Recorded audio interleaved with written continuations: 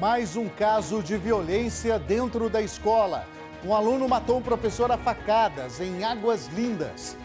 Fuga de presos em Anápolis. Eles conseguiram escapar com a ajuda de um carro que esperava do lado de fora da cadeia. E a apreensão de celulares que iam para detentos em 3 cidades de Goiás. A despedida a um dos maiores jornalistas do estado. José Divino, a voz do Ângelus, é enterrado em Goiânia. Você vê agora no Jornal Anhanguera, segunda edição.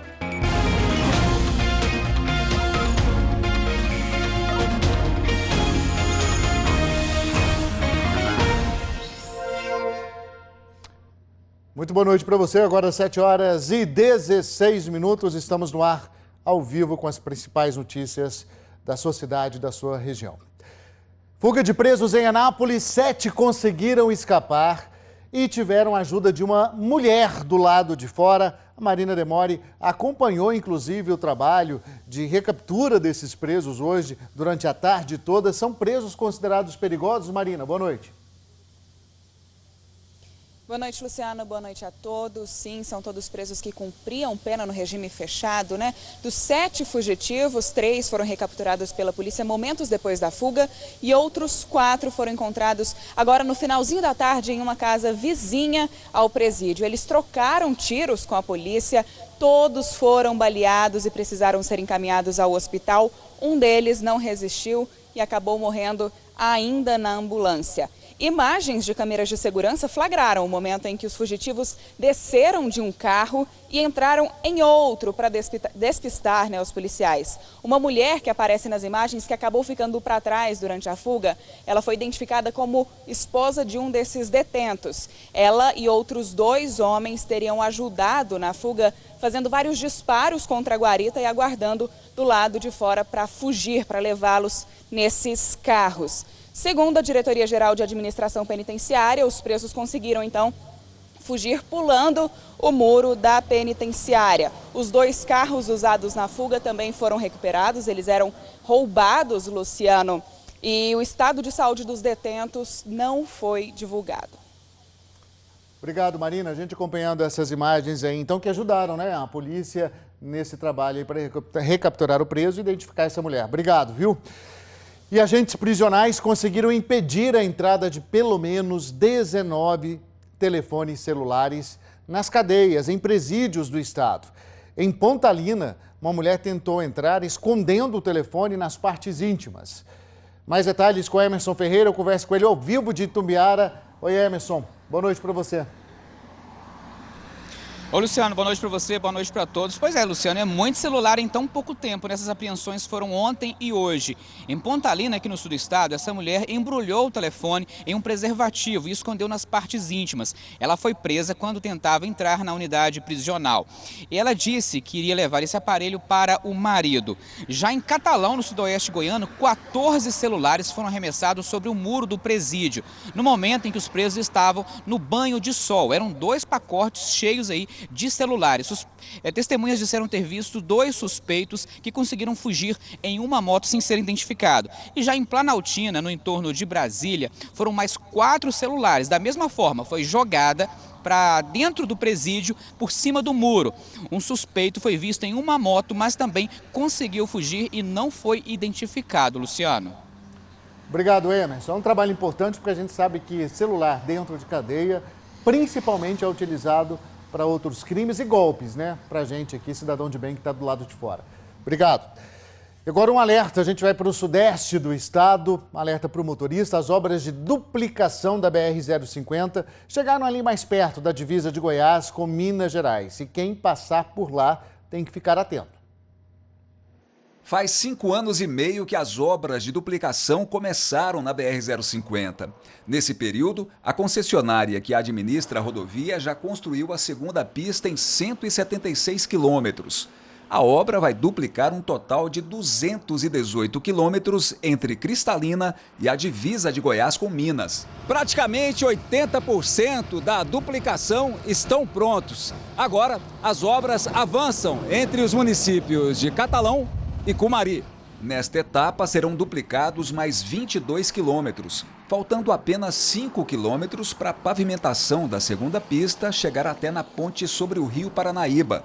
Quem viaja pela rodovia entre Catalão e a divisa com Minas deve ficar atento ao movimento de máquinas e trabalhadores. Em determinados horários do dia, o fluxo de veículos vem funcionando pelo sistema pare e siga. Tudo devidamente sinalizado, mas é importante que o motorista, quando for trafegar nesse trecho, se programe, porque nós somos obrigados a fazer algumas operações de pare e siga, né, alternando o tráfego entre um sentido e o outro. Por isso, para evitar atrasos na viagem, os usuários devem levar em conta o tempo de parada. Já fazer a sua previsão de viagem, já contar com essas paradas para não ter essa correria sem necessidade, né? Então você sai meia hora antes, pronto, aí compensa.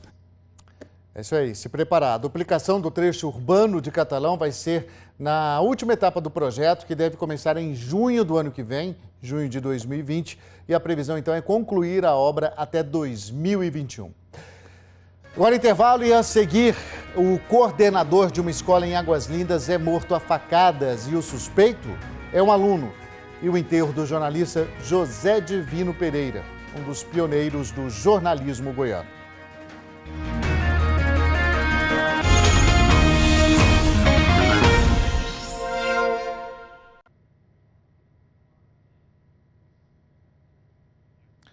Sete e 23, estamos de volta com mais um caso de violência dentro da escola e no entorno do Distrito Federal. Em Águas Lindas, um estudante é suspeito de matar a facadas o coordenador da escola. Vou chamar o Fábio Melo, ao vivo de Lusiânia, que tem mais informações para a gente. Fábio, a gente já sabe qual é o motivo desse crime, hein? Boa noite.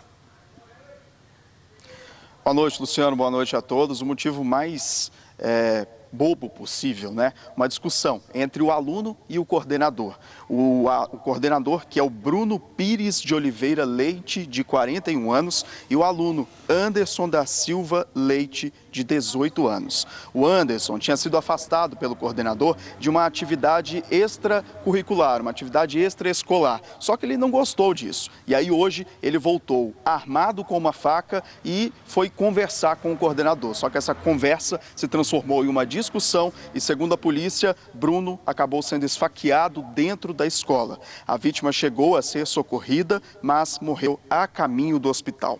O aluno Anderson fugiu do local do crime e a Polícia Civil, até o momento, preferiu não passar mais detalhes sobre as investigações, mas disse que já está fazendo diligências, buscas para tentar localizar esse aluno. Hoje, no fim da tarde, alunos se reuniram lá na porta do colégio para protestar, pedir mais paz, Luciano, porque em apenas 4 meses, esse é o segundo caso de um assassinato de um profissional dentro de uma escola pública aqui no entorno.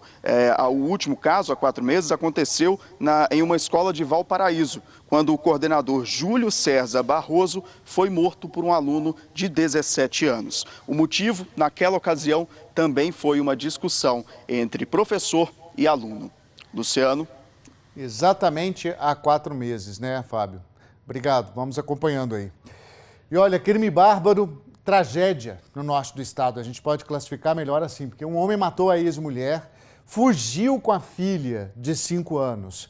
Depois ele morreu num acidente de carro. Ana Paula Moreira tem mais informações sobre esse caso. Como é que fica a investigação agora, hein, Ana Paula? Boa noite.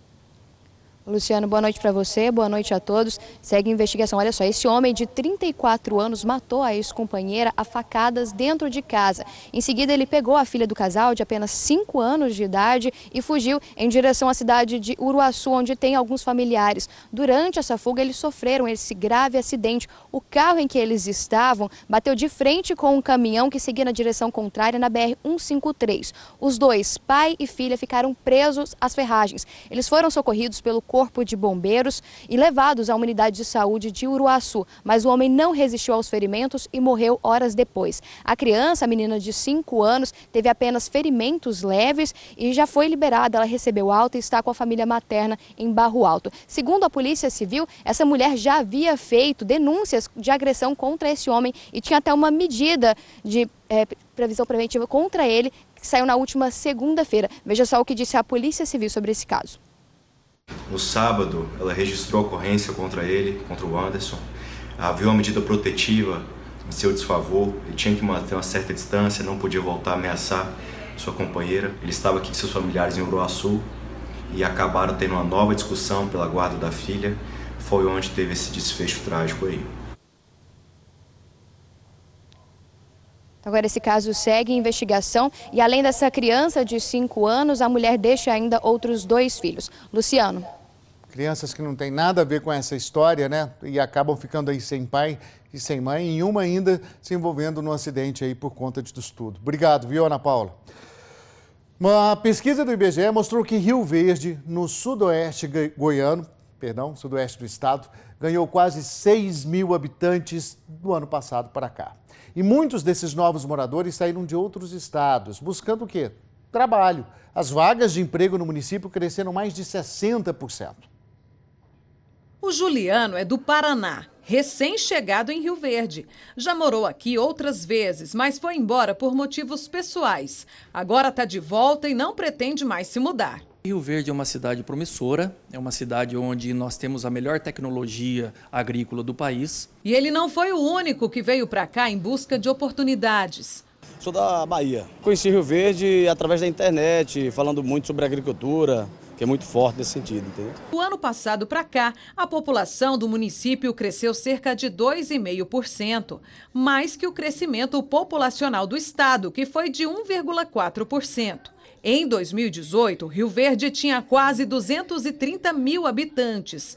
Agora está com mais de 235 mil pessoas. São quase 6 mil habitantes a mais. O município é o 4º em número de habitantes de Goiás, ficando atrás somente de Goiânia, Aparecida de Goiânia e Anápolis. Esse grande crescimento populacional de Rio Verde se dá principalmente por 3 motivos. Pela boa localização geográfica do município, pela força do agronegócio que impulsiona a economia da cidade e pelas empresas e indústrias que, atraídas por esse motivo, vêm para cá. É natural que ao crescer populacionalmente, esse município também demande de mais infraestrutura, de saúde, educação e todas as demais que nós conhecemos. A Tamara Letícia está procurando emprego. Chegou do estado de Alagoas mês passado. A minha tia veio, gostou, rapidinho conseguiu o trabalho aqui, aí eu vim também.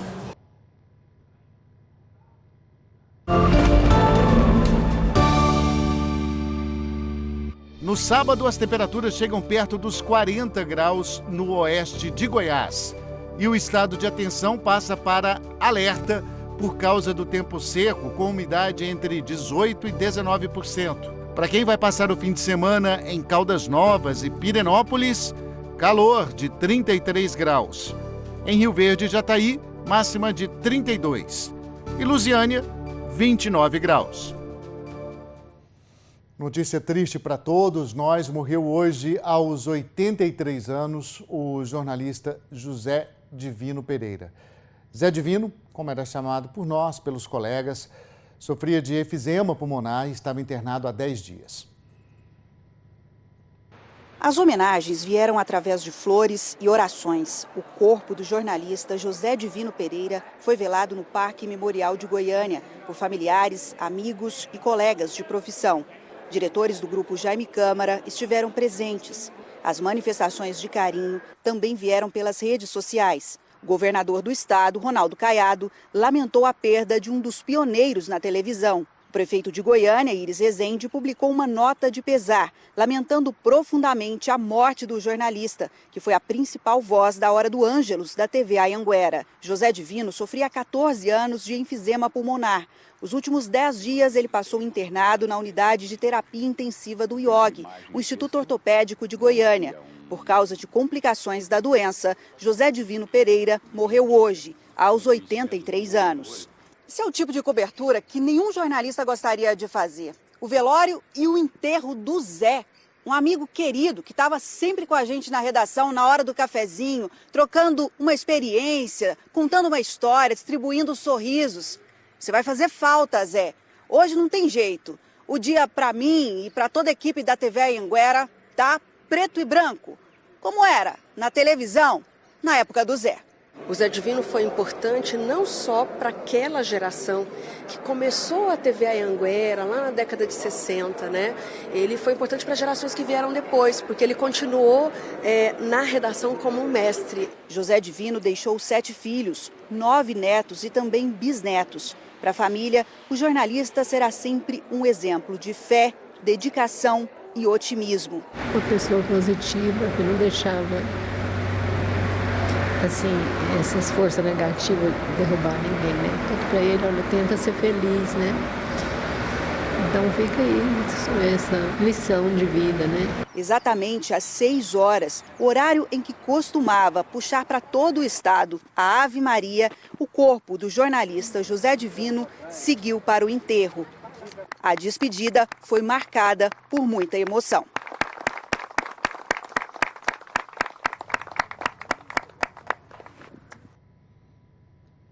O enterro de hoje foi o desfecho da história de um homem que narrou a história do Estado. Boa noite. Uma voz marcante que remonta à história da televisão goiana. O imposto territorial rural é ainda assunto no setor agrícola. José Divino foi responsável pelo primeiro minuto em que a TV Anhanguera esteve no ar. Santa Maria, Mãe de Deus, rogai por nós, pecadores, agora e na hora da nossa morte. Amém. Era da voz dele que os goianos ouviam o que acontecia no mundo, como a chegada do homem à Lua, que demandou horas de trabalho. Eu narrei uma noite inteira e uma madrugada inteira até amanhecer o dia. O José Divino foi o crachá número 1 da TV Anhanguera, de 1963 até hoje. São quase 56 anos de história. Viveu quase todas as etapas tecnológicas da TV. A digital, a analógica dos anos 70 e 80 e até mesmo o filme, do comecinho dos anos 60. É muito difícil a gente fazer assim uma comparação, mas pode-se dizer que o telejornalismo de 1963, por exemplo, para os dias atuais, é como o carro de boi está para um Boeing 707. Ao mesmo tempo em que registrava a história do Estado como produtor, repórter, apresentador e diretor, José Divino cultivou muitos amigos. O amor ao trabalho e a dedicação fizeram dele um mestre para os colegas. Eu guardo do Zé Divino um símbolo de integridade profissional. Leal, competente e honesto profissionalmente. Ele diz, olha, quando você está no ar, você está entrando na casa de milhões de pessoas sem pedir licença. Então entre com sua melhor camisa, seu melhor penteado, com postura e com conteúdo. Esses laços, quando eles são feitos assim no trabalho, no dia a dia, com o conhecimento do olho no olho, esse tipo de amizades permanecem, eles ficam eternos, enquanto a gente viver. É por aí.